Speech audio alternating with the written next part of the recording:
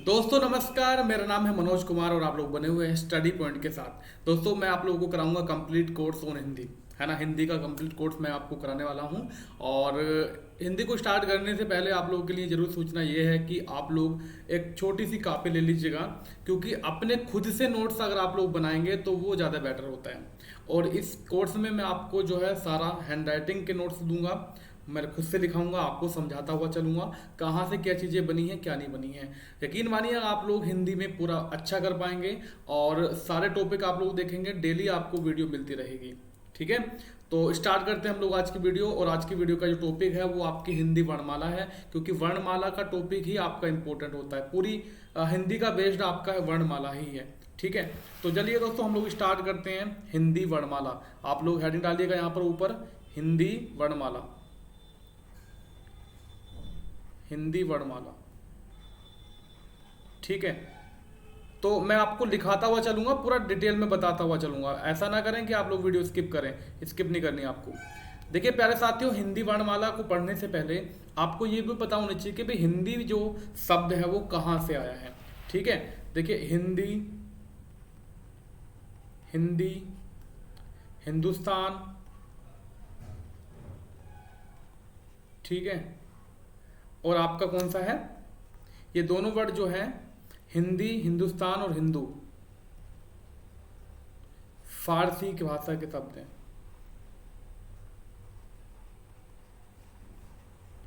फारसी भाषा के शब्द हैं तीनों के तीनों ये।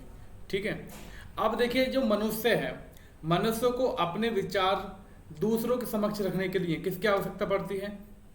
भाषा की आवश्यकता पड़ती है। मैं भी अपनी बात जो है आप लोगों तक अपनी भाषा के माध्यम से पहुंचा पा रहा हूं, लेकिन जो मेरी भाषा है वो किसके माध्यम से प्रकट हो रही है? वाणी के माध्यम से प्रकट हो रही है। ठीक है, और भाषा का निर्माण यहां से लिखेंगे हम लोग, यहां पर प्यारे साथियों, भाषा का निर्माण किससे होता है? वाक्यों से होता है, वाक्यों से होता है। ठीक है, अब देखिएगा आगे बढ़ते हैं हम लोग। पहले आप लोगों को ये पता होना चाहिए कि वर्ण पहले आता है या ध्वनि पहले आती है। सबसे बड़ा कंफ्यूजन यही रहता है मेरे प्यारे साथी हूँ। आपका देखिए वर्ण जो है, सबसे पहले वर्ण, वर्ण को ही हम लोग दोस्तों ध्वनि कहते हैं, ध्वनि। इसके बाद क्या आएगा? इसके बाद आएंगे आपके शब्द, शब्द। शब्द के बाद क्या आते हैं प्यारे साथियों? वाक्य आते हैं। वाक्य के बाद क्या आता है? पद आता है। पद के बाद जो आते हैं वो भाषा आती है आपकी। तो ये चलता है सीक्वेंस। ठीक है, अब जो ध्वनि का लिखित रूप होता है वो क्या होता है, मैं उसको लिखा देता हूँ यहाँ से। इंपॉर्टेंट करके लिखेंगे आप लोग, हैशटैग डालिएगा। यहाँ से क्वेश्चन बनता है, ध्वनि का लिखित रूप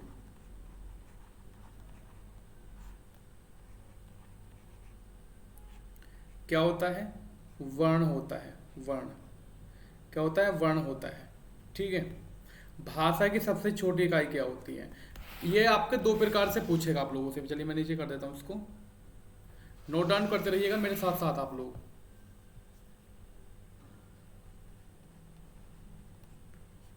भाषा की सबसे छोटी इकाई,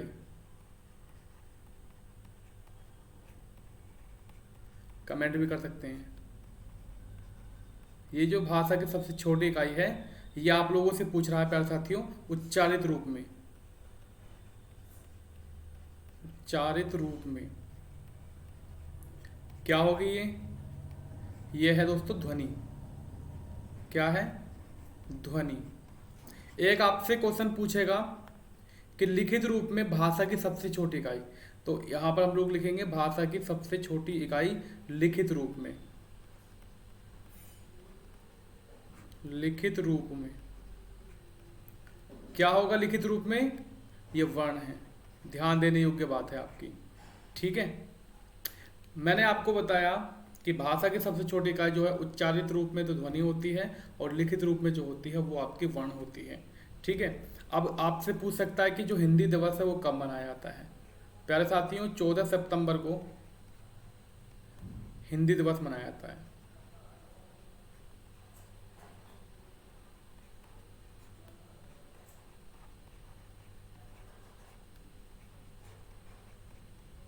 मनाया जाता है। ठीक है। एक आपसे पूछ सकता है कि जो विश्व हिंदी दिवस है वो कब मनाया जाता है? तो विश्व हिंदी दिवस 10 जनवरी को मनाया जाता है। विश्व हिंदी दिवस कब मनाया जाता है?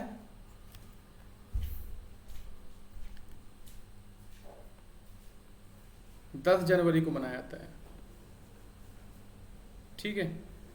चलिए, अब देखिए जो आपकी हिंदी है, ठीक है, इसकी लिपि क्या है? इसकी लिपि देवनागरी लिपि है। तो इसके बारे में एक प्रश्न बन जाता है मेरे प्यारे साथियों। इसके बारे में प्रश्न क्या बनता है, लिखिएगा आप लोग।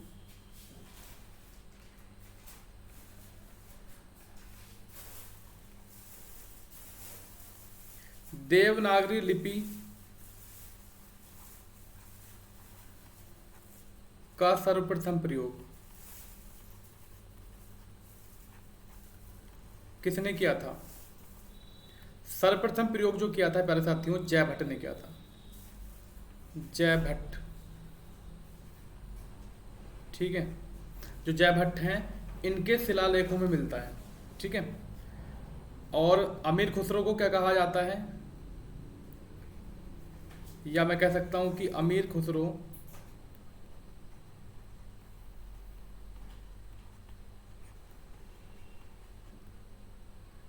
हिंदी को क्या कहा? हिंदी को क्या कहा? दोस्तों अमीर खुसरो ने हिंदी को जो है हिंदवी कहा था। हिंदवी, ये लिख लीजिएगा, हिंदवी। ठीक है। तो आप लोग जो है इसको नोट डाउन कर लीजिएगा, स्क्रीनशॉट ले लीजिएगा। तो ये तो आपका बेसिक बातें थी। तो अब हम लोग वर्णमाला पढ़ने वाले हैं। वर्णमाला क्या होती है, ठीक है। तो जल्दी से आप लोग स्क्रीनशॉट ले लेना और आई होप ये चीज़ें आप लोगों को समझ में आ ही गई होंगी। तो इसके बाद प्यारे साथियों हम लोग चलते हैं आगे। ठीक है। यहाँ पे डालिएगा हेडिंग आप लोग वर्णमाला। वर्णमाला यानी कि वर्णों की माला, है ना। चलिए हम लोग इसको लिखेंगे वर्णों के सुव्यवस्थित समूह को। मैं जो ये लिखा रहा हूं ना, आपको ऐसा मान के चलो अपने वर्णों में लिखा रहा हूं, सारी चीजें किताबी भाषा का यूज नहीं किया गया है।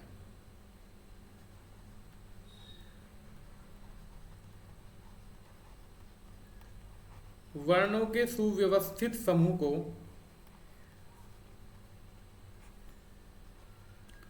वर्णमाला कहा जाता है। वर्णमाला कहा जाता है। अब देखिए जो वर्णमाला है, या मैं कह सकता हूं कि वर्ण के भेद कितने होते हैं। तो यहां पर लिखेंगे हम लोग वर्ण के भेद।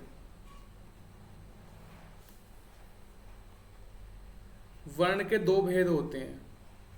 बताएंगे आप लोग कौन कौन से होते हैं वर्ण के दो भेद? भाई वर्ण के दो भेद, एक तो हो जाएगा स्वर, एक हो जाएगा व्यंजन, है ना। तो वर्ण के दो भेद होते हैं, एक तो होता है स्वर, दूसरा होता है व्यंजन। स्वर और व्यंजन। तो पहले हम लोग जो डिस्कस करेंगे वो करेंगे स्वरों के बारे में। पूरी चीजें आप लोगों को स्वरों के बारे में डिस्कस कर देता हूं मैं यहाँ से। इतना हो गया आपका कंप्लीट करते रहिएगा। खुद से नोट्स बनाएंगे ना तो आगे चलकर कभी भी आप लोगों को दिक्कत का सामना नहीं करना पड़ेगा। चलिए यहां पर हम लोग लिखेंगे नंबर 1 स्वर। डेफिनेशन लिखा हूं इसकी स्वर की, चलो लिख लो। वे ध्वनियां जिनका उच्चारण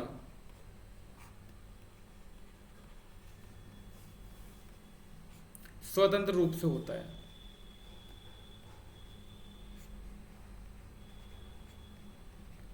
स्वतंत्र रूप से होता है।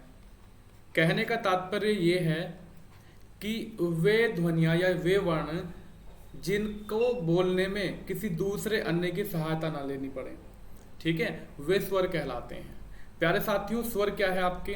स्वर कितने होते हैं? स्वर जो होते हैं ये 11 होते हैं। कितने होते हैं स्वर? स्वर होते हैं 11। ठीक है, तो हेडिंग थोड़ा सा कम कर लेता हूं क्योंकि ज़्यादा बड़ा दिख रहा है। ठीक है, कौन कौन से होते हैं देखिएगा, लिखिएगा यहां से।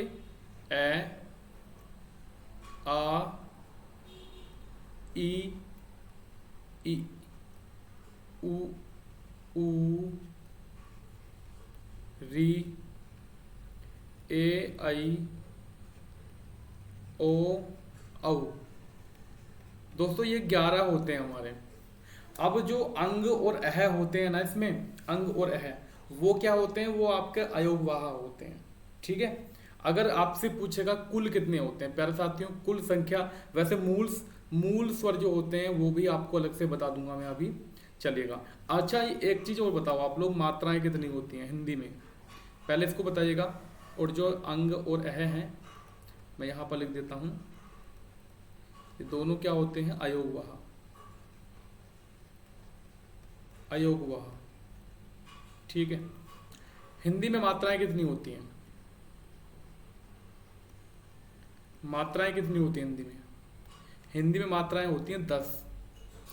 ठीक है, 10 मात्राओं का पता लग गया आपको? नहीं लगा? नहीं लगा तो मैं यहाँ पर लिख देता हूँ मात्रा। देखो, आ की मात्रा ये होगी इस तरह से, छोटी की मात्रा ये हो गई, बड़ी की मात्रा ये हो गई, छोटा ऊ, बड़ा ऊ, री, ए, आई, ओ, औ। तो ये मात्रा होती है, क्योंकि ए की मात्रा कोई नहीं होती।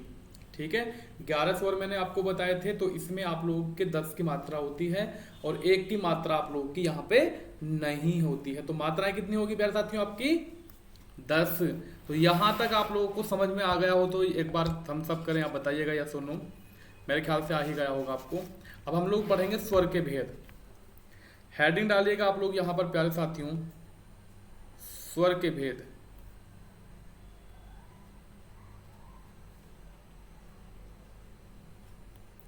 स्वर के भेद। अच्छा, स्वर के भेद 3 होते हैं। कौन कितने होते हैं? 3 होते हैं। कौन कौन से? देखो, एक तो होता है हिरस्व स्वर, हिरस्व स्वर। एक होता है आपका दीर्घ स्वर। तीसरा होता है आपका प्लुत स्वर, प्लुत स्वर। ठीक है, अब हिरस्व स्वर कौन से होते हैं या तो समझ लीजिए खुद ही, डेफिनेशन अपने हिसाब से लिख देंगे आप लोग। मैं आपको बता देता हूँ डेफिनेशन क्या हो सकती है इसकी। हिरस्व स्वर वे स्वर होते हैं जिन स्वरों के उच्चारण में कम समय लगता है। जिन स्वरों के उच्चारण में कम समय लगता है वो हिरस्व स्वर कहलाते हैं। इनकी संख्या कितनी होती है? 4 होती है इनकी संख्या। कौन कौन से होते हैं वो देख लीजिएगा। देखो, ए, ई, ठीक है, उ और री। तो ये होगी संख्या 4 इनकी हिरस्व। दीर्घ स्वर कौन से होते हैं? अच्छा दोस्तों, इनको हम लोग मूल स्वर के नाम से भी जानते हैं। वैसे मैं अभी आगे बताऊंगा, पहले आप लोग बस इसको लिखते रहिएगा। इनको मूल स्वर के नाम से भी जानते हैं, लघु के स्वर के नाम से जानते हैं, एक मात्रिक भी बोलते हैं इनको हम लोग वैसे। तो दीर्घ क्या होते हैं? दीर्घ स्वर वे स्वर होते हैं जिनको बोलने में हिरस्व से ज्यादा समय लगता है। मान लीजिए एग्जाम्पल के तौर पर हिरस्व को एक मिनट लगाएं तो दीर्घ को बोलने में 2 मिनट लगेंगे यहाँ पर। ठीक है, इनकी संख्या कितनी होती है? इनकी संख्या 7 होती है। देखो, आ हो गया, यहाँ से छोटी ई हो गई, यहाँ पर छोटा ऊ तो आ गया था आपका, बड़ा ऊ यहाँ से आ गया। जो बचे थे, कहने का तात्पर्य यह है, जो बचे थे वो आप लोग यहाँ पर इंक्लूड कर देंगे इनको। कितनी संख्या होगी इनकी? 7 संख्या होगी। अब प्लुत की कितनी संख्या? 1 संख्या। वैसे तो प्लुत कौन से स्वर होते हैं? देखो, जिनके उच्चारण में हिरस्व और दीर्घ से ज्यादा समय लगता है वो आपके प्लुत स्वर होते हैं। ठीक है, प्लुत स्वर होते हैं। जैसे कि हम लोग बोलते हैं ना ओम। ठीक है, तो ये आपका प्लुत स्वर के अंतर्गत आता है। इतना क्लियर हो गया आपको? चलिए, इतना क्लियर हो गया, अच्छी बात है। तो आप लोग देखिएगा, स्क्रीनशॉट ले सकते हैं, या आप लोग स्क्रीनशॉट लेने की बजाय कॉपी में नोट्स बनाएंगे ना, समझते हुए अपने हिसाब से, जिंदगी में कभी नहीं भूल पाओगे। ठीक है, अगर पीडीएफ के चक्कर में पढ़ोगे तो समझ लो मामला खराब है। चलिए इतना आपका कंप्लीट हो गया प्यारे साथियों। आगे हम लोग लिखेंगे, हेडिंग चेंज कर लेता हूं मैं यहाँ से, ये लीजिएगा। आगे हम लोग बात करेंगे, जो मैं मूल स्वरों की बात कर रहा था, जैसे आपके हृदय स्वर थे ना आपके ए ई उ री, तो ये मूल स्वर भी कहलाते हैं। देखो यहां से देखिएगा मूल स्वर कितने हो गए, ए ई उ री, ये आपके मूल स्वर होते हैं। मैं इसलिए लिख रहा हूं यहां पर इस तरह से क्योंकि मैं आपको समझाऊंगा। ये क्या होते हैं, मूल स्वर होते हैं दोस्तों। मूल स्वरों को हम लोग क्या है, एक मात्रिक भी बोल सकते हैं। क्या क्या, एक मात्रिक, यानी कि इसमें एक मात्रा होती है। इनको हम लोग लघु स्वर भी बोल सकते हैं, लघु स्वर भी बोल सकते हैं। ठीक है, अब देखिएगा जैसे आपके चार थे ये हमारे पास, ए ई उ री, यानी कि मूल स्वर हमारे पास कितने थे, चार थे। तो इसके आगे की हिंदी कैसे बनी है, देखिए समझिएगा। इन्होंने सोचा कि भैया चार हमारे पास हैं, तो इन्होंने ए के साथ ए का मिलान कर दिया। ठीक है, अब जब ए मिल जाएगा तो क्या हो जाएगा, आ हो जाएगा। दोस्तों ये दीर्घ संधि का एग्जाम्पल भी है, ध्यान रखना। संधि भी आप लोग यहीं से समझ सकेंगे आगे चलकर। छोटी छोटी तो क्या हो जाएगी आपकी, बड़ी हो जाएगी। ठीक है, छोटा ऊ प्लस छोटा ऊ तो क्या हो जाएगा, बड़ा ऊ हो जाएगा आपका, है ना। और री एंड री तो क्या होगी आपकी, बड़ी री बनेगी। लेकिन दोस्तों ध्यान रखना, जो बड़ी वाली री है वो आपकी हिंदी के अंतर्गत नहीं आती। ऐसा मान कर चलो, दो भैया थे ये, ठीक है, मेला देखने गए। ठीक है, दो भाई थे, मेला देखने गए, तो मेले में बिछड़ गए थे ये। तो भैया ये जो छोटा वाला री है ये तो हिंदी में आ गया, और बड़ा वाला जो है वो संस्कृत में पहुंच जाता है। ठीक है, तो आपके कितने हो गए, आप देखिएगा 4 3 7, 7 तो यहाँ तक हो जाते हैं आपके। ठीक है, 7 कितने हो गए, यहाँ तक आपके हो जाएंगे। इनको हम लोग दीर्घ स्वर के नाम से बोल सकते हैं। ये क्या है आपके, दीर्घ स्वर।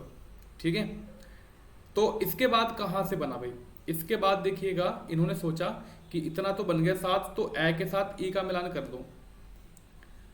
ए के साथ क्या करा इन लोगों ने, ई का मिलान करा।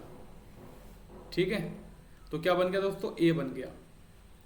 इस ए के साथ ई का मिलान करा, तो जैसे मैंने बताया था ना यहाँ पर कि ए मिला दो आ बन जाएगा, तो इसी प्रकार से ए को मिलाने के साथ ए मिलाया इन लोगों ने, तो ये आपका आई बन जाता है। ठीक है, फिर ए के साथ ऊ मिलान करा इन लोगों ने, ए के साथ ऊ मिलान करा तो क्या हो जाएगा आपका, ओ हो जाएगा। ठीक है, और ए के साथ ओ मिलान करा, औ हो जाएगा। देखो ये चार आपके ये मिल गए, 4 4 8 8 9 10 11, तो मैंने क्या बताया, ये 11 हो गए आपके। इस प्रकार से आप लोगों को ये स्वर मिल जाते हैं। लेकिन ये जो बनते हैं प्यारे साथियों, संयुक्त स्वर भी हम लोग इनको कहते हैं। ये जो 4 है लास्ट के, देखो यहां पर मैं कर देता हूं इसको हाईलाइट, ये क्या है आपके, संयुक्त स्वर। ध्यान रखना, संयुक्त व्यंजन भी होते हैं, संयुक्त स्वर भी होते हैं, तो लास्ट के क्या हो जाएंगे आपके, संयुक्त स्वर कहलाएंगे। ठीक है, अब सजातीय कौन से होते हैं, सजातीय होते हैं आ ई उ, ये आपके सजातीय होते हैं, क्योंकि आपके जो ना सेम टू सेम मिलकर बने हैं आपके ये। ठीक है, चलिए अब हम लोग स्वरों का विभाजन कर लेते हैं, स्वरों का विभाजन कर लेते हैं। कैसे कैसे करेंगे, इतना समझ में आया कि नहीं आया आपको। जो भी आपको समझ में नहीं आता है ना, स्क्रीनशॉट ले लीजिएगा जहां भी दिक्कत पड़े। वैसे इतने सिंपल तरीके से बता रहा हूं ना, कहीं भी दिक्कत नहीं पड़ेगी आपको। इसके बाद चलिएगा प्यारे साथियों, हम लोग यहां से करेंगे स्वरों का जीव के आधार पर, यानी कि जिह्वा के आधार पर, जिह्वा के आधार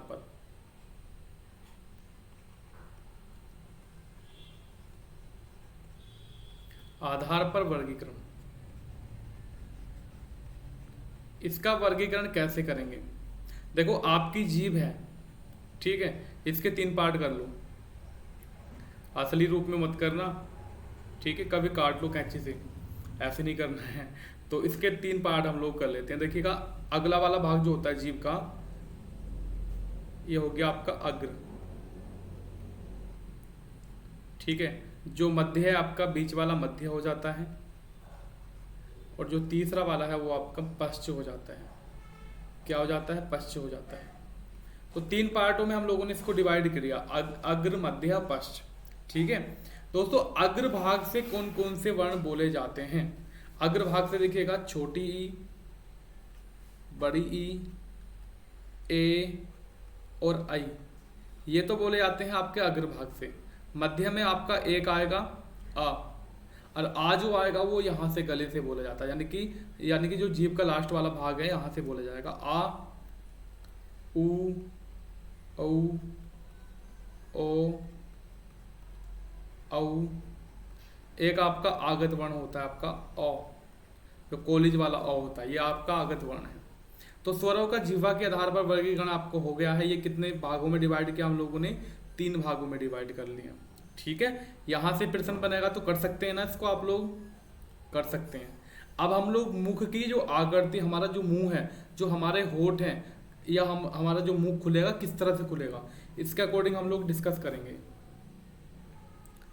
चलिए हेडिंग डालिएगा यहाँ से आप लोग।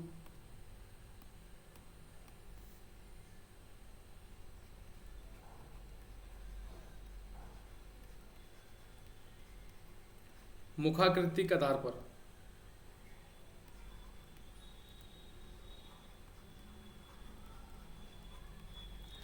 स्वरों का वर्गीकरण, ये कितने प्रकार का होता है? 4 प्रकार का होता है। अभी हम लोग स्वर को ही डिस्कस कर रहे हैं, ध्यान रखना, केवल और केवल स्वर को ही डिस्कस कर रहे हैं हम लोग अभी। दोस्तों एक जो होता है आपका नंबर 1 हो जाएगा संवृत। संवृत स्वर, संवृत स्वर, इसमें जो हमारा मुंह रहता है वो बंद रहता है, लगभग यहां से लिखेंगे बंद रहता है। ठीक है, तो इसके कौन कौन से हो जाएंगे? छोटी ई, खुद से खुद बोल के देखिएगा, बड़ी ई, छोटा ऊ, बड़ा ऊ। ठीक है, यानी कि मुंह बंद रहता है। एक होता है आपका अर्ध संवृत, अर्ध संवृत, इसमें क्या होता है प्यारे साथियों? आधा मुंह बंद रहता है, आधा मुख बंद। ये बिल्कुल शॉर्ट ट्रिक से बता रहा हूं मैं आपको। देखिएगा ए और ओ, ये वाला आपको ध्यान से पढ़ना है। ए और ओ जो होता है आपका, वो आपका अर्ध संवृत के अंतर्गत आ जाता है। ठीक है, 2 तो आपके ये हो गए, और तीसरा हो जाएगा यहां पर विव्रत। विव्रत यहां लिख दूं, चलो लिख देता हूं, विव्रत। विव्रत में क्या होता है? मुंह जो है ना खुला रहेगा, मुंह जो रहेगा वो खुला रहेगा। जैसे बोल के देखिएगा आ, तो मुंह पूरा खुल गया आपका। और 4th जो रहेगा प्यारे साथियों वो रहेगा अर्ध विव्रत, अर्ध विव्रत चलेगा। इसमें आपके ए, आई, जो बाकी बच्चे इसमें नोट डाउन कर दो, बस काम खत्म। हाँ ठीक है, यानी कि जो विव्रत है ना, इससे थोड़ा सा कम खुला रहेगा, मुंह तो खुला रहेगा लेकिन इस वाले से कम खुला रहेगा, विव्रत वाले से। ठीक है, अब मैं आपको ओष्ठाकृति के आधार पर वो बता देता हूं, फिर जो है ना अगली वीडियो में हम लोग डिस्कस करेंगे चीजों को। ठीक है, यहां से आगे हम लोग आगे चलेंगे। ओष्ठाकृति के आधार पर, यानी कि होठों के आधार पर।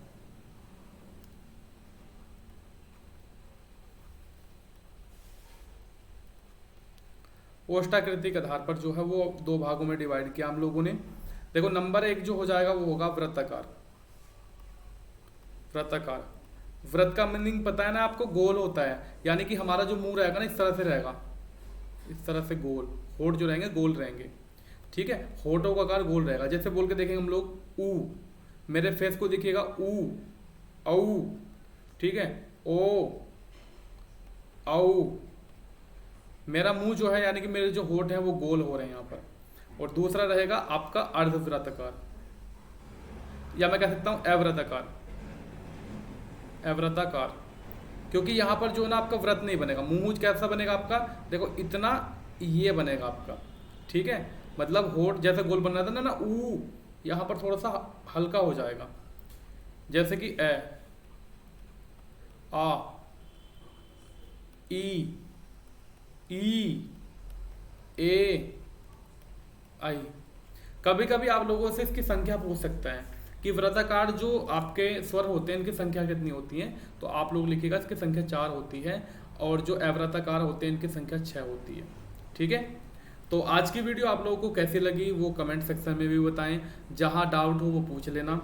इसके आगे की वीडियो आपको नेक्स्ट वीडियो में मिलेगी। ठीक है, जय हिंद दोस्तों, वंदे मातरम, बाय बाय।